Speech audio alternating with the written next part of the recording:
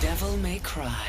Devil May Cry 4 is the fourth installment in the Devil May Cry series and was released in 2008 by Capcom. While not being a direct sequel to Devil May Cry 3, sliding in between Devil May Cry 1 and 2 in this mess of a canon, Devil May Cry 4 is a big disappointment for longtime fans of the series and Devil May Cry 3 fans specifically. Hideaki Itsuno returns to the game as lead director but brings on two new Capcom developers in lead and executive positions. The first being Hiroyuki Kobayashi, a Capcom programmer turned producer that worked with Kamiya, former director and creator, on the first Devil May Cry game only. Kobayashi wanted a lot of homage and callbacks to the first game included, and that hurt the final product in many ways. The other new lead role was given to scenario writer Bingo Morihashi, who actually quit Capcom about a year before the game came out because none of the writers communicated or collaborated much at all. Itsuno convinced Bingo to come back to work at Capcom, which Bingo agreed to, but only with the inclusion of the new character Nero. But who's Nero, you might be asking? Well, he's Dante. He's kind of a clone of Dante, but not in the way that Trish is a clone. If you were going to describe Dante, you describe him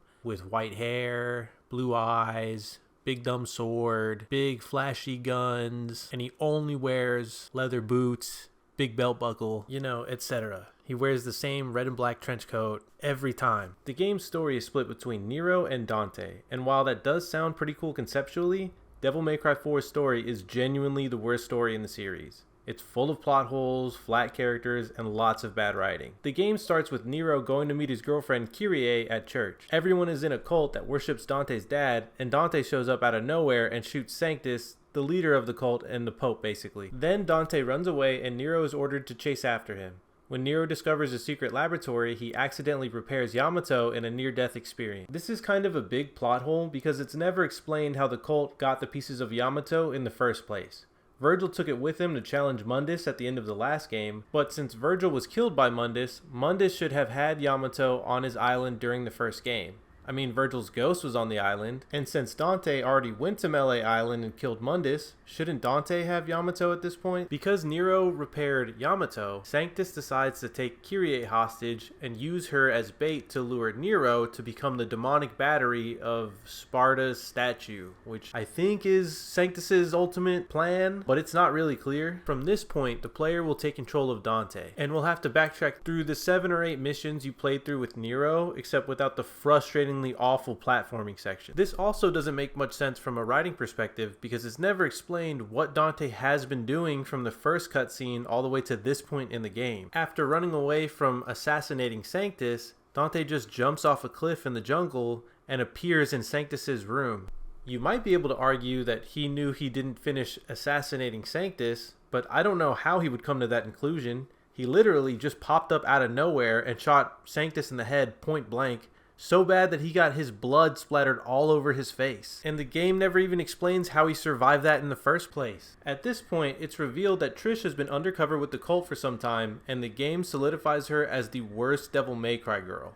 She infiltrates the cult on a whim and is only able to do so by disguising herself in blackface and by handing over Force Edge to the cult. That regal look suits you. Huh? This brings up another example of really bad writing in the game because everyone seems to only be preoccupied by Yamato and paying little attention to Force Edge. And that confuses a lot of older fans of the series because the entire plot of the last game revolved around the idea that Force Edge is way more powerful than Yamato. And you might be saying, well, Yamato is the only thing that can close the Hell Gates. And you'd be wrong. Dante seems to be using every weapon but Yamato to close the other Hell Gates. Even Nero closes one before he accidentally fixes Yamato too. Sure, Trish steals from Dante and gives an evil cult the demonic equivalent of a nuke, but I still think the worst thing she does is try to look sexy with this haircut. The story concludes with Dante fighting off the statue of his father and Nero's face-off with Sanctus inside the statue. The ending is also pretty unsatisfying. with this sappy, happy ending tone, even though basically none of these tragic events could have happened if Team Devil May Cry had just not gotten involved. Beyond that, the story in DMC4 doesn't really connect to any of the other games in a meaningful way, making it really feel like a filler game in retrospect. The game doesn't even answer new questions that the fans have with just this game specifically, like how Nero got his demon arm, or what it even is.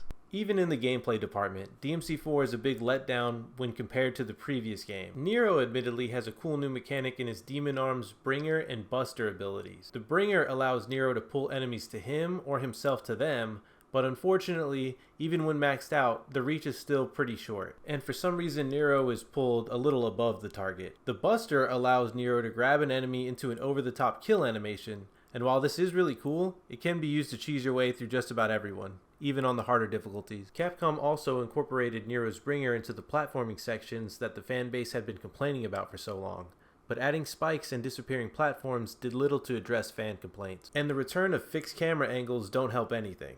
There really is no excuse for fixed camera angles on PlayStation 3 for a 3D hack and slash game, since that was really only a limitation for the PlayStation 1 era consoles, and Devil May Cry 1 and 2 only really get passes because they were borderline launch titles. And there are so many puzzles. There's puzzles with dice, there's puzzles with time manipulating lasers, and the player is stuck in the same building for the first 3 missions until the gyro blade puzzle gets solved. I have never met a Devil May Cry fan that has had anything positive to say about the puzzles in the series, but for some reason nearly all the games have them. Another gameplay red flag is that this is by far the easiest game of all 6. The easy automatic mode literally plays the game for you, and that isn't the case with the other automatic modes in the other game. In the first game, Easy Auto just meant Dante could shoot his guns without being locked on.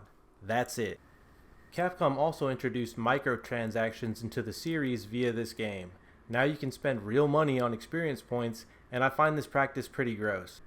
The game is already so easy and with so little new content that this effort to nickel and dime fans seems a little predatory. When going through the game as Dante, he already has half of the weapons that are available to him in Devil May Cry 4, which are the sword, the pistols, and the shotgun from the previous game. He also gets 3 new weapons, but that's kind of a stretch to say. Gilgamesh has a really cool rainbow and metallic motif, while the weapon itself is just Beowulf from DMC3, but with slower attacks. Lucifer and Pandora's Box are brand new, but not all that fun to use. Both revolve around crucial timing for their damage payoffs, and with the way this game is balanced, that never seems to be enough. Another change to Dante's gameplay is he can now switch between all of his styles during combat, and honestly that seems to be a good idea. However, the enemies in the game are only really programmed with Nero's limited moveset in mind, which is ironic because nearly all of the enemies in this game are recycled from Devil May Cry 1. So the way Capcom tried to balance this was by making Dante's damage when maxed out significantly lower than Nero's, because they have to account for the player having all of Dante's style-specific attacks available at once. In retrospect, I don't really think Nero brings enough to the table to justify being introduced to the series. He's just too emo and flat, constantly going back and forth between angsty rage and crying out for his cardboard cutout of a girlfriend. Bear with me, as I needed to find 2 tropes that explain the biggest reason why longtime fans hated this game upon release. Flanderization is a trope where a fictional character gets simplified and exaggerated over time, with one specific minor trait that becomes their only defining characteristic, turning them into a caricature of who they originally were. This trope is named after a minor Simpsons character, Ned Flanders, who started out as a model father and a foil for Homer Simpson, who happened to be a devout Christian, but in the later seasons became a Jesus-freak caricature and a vehicle for the writers to make fun of evangelical Christians. The other trope I need to define is jumping the shark. Jumping the shark is a trope where a story introduces something so different or outlandish from the original concept that fans get turned off, starting a decline in popularity. Now we can talk about the biggest flaw in Devil May Cry 4. What the hell did they do to Dante? He was never this much of a goofy cornball. I mean, it's so crazy. He's constantly trying so hard to act nonchalant, and he wasn't really like this in the first 3 games. He's acting more like Jester from Devil May Cry 3, which is again ironic because even Dante in that game thought he was annoying. Why does he have this middle-aged cowboy redesign? And why does he float around every scene in his bell-bottom chaps like they're parachutes? And what happened to his character progress and his character arc from the last game? What happened to him telling Lady he cares about protecting humans after meeting her? But now all of a sudden he's doing poses in the air and blowing rose kisses and quoting Shakespeare while innocent humans are dying in the street. And I don't want to let go of the Shakespeare scene. I mean, this is definitely when the series jumped the shark. It leans directly on the fourth wall for like the first time in the series, and it's not even funny. Why would anyone want this childlike SpongeBob bullshit in your extra bloody action-packed demon killing simulator? I mean, how tone deaf of a writer can you possibly be? Sure, Dante ate some pizza or did some flips in the older games, but he never was this much of a caricature. He's been Flanderized to the point where he's confused with a Ninja Turtle or Sonic the Hedgehog. 7 years after Devil May Cry 4's release, Capcom dropped a special edition, which I think is a bit of a scam. This version comes with the playable version of Trish and Lady, but with very limited movesets.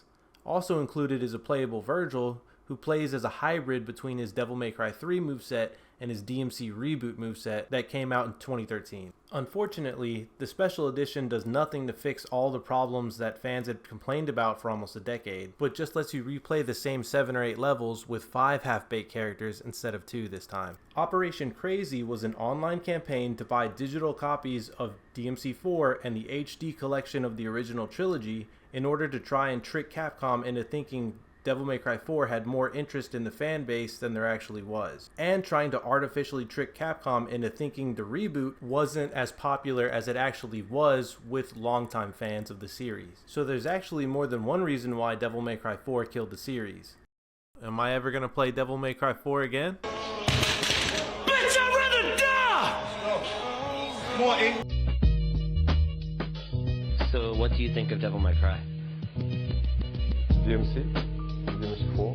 Yes. あんま気にしてない I haven't paid much attention to it, to be honest.